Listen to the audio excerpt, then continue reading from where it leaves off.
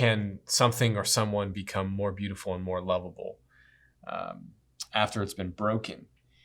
You do this really interesting thing that has been in my mind since I read the book, which is you invite the reader to pause and put on the mind of God and say, how might God answer that question?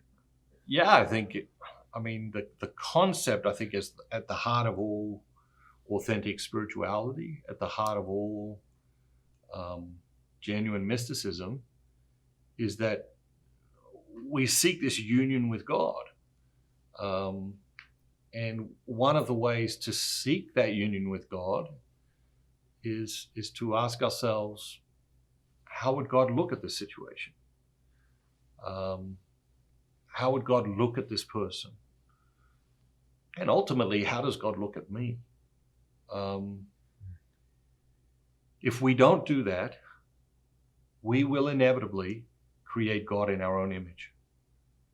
And that is a very, very dangerous path to get down. And many people get down that path, right?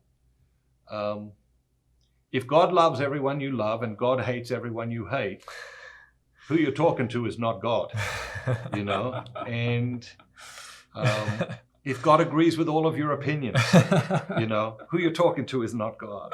And this idea of creating God in our image is, it's a trap we all fall into at different times. I think it is inevitable. And how is the way out of it? It's to put on the mind of God. When we read the scriptures, what are we really trying to do? What's really happening is we're getting insight into the mind of God. We're getting God's ways are not man's ways. All right, what are God's ways? All right, well, let's look at the scriptures. Let's look at how he has acted in history. Let's look at how he has acted in our own lives. And then let's learn in everyday situations, not just at church on Sunday, to put on the mind of God. When we want to lose our temper, when we don't know what to do, to put on the mind of God and say, all right, how would God see this? How would God respond to this? And to allow that to guide us.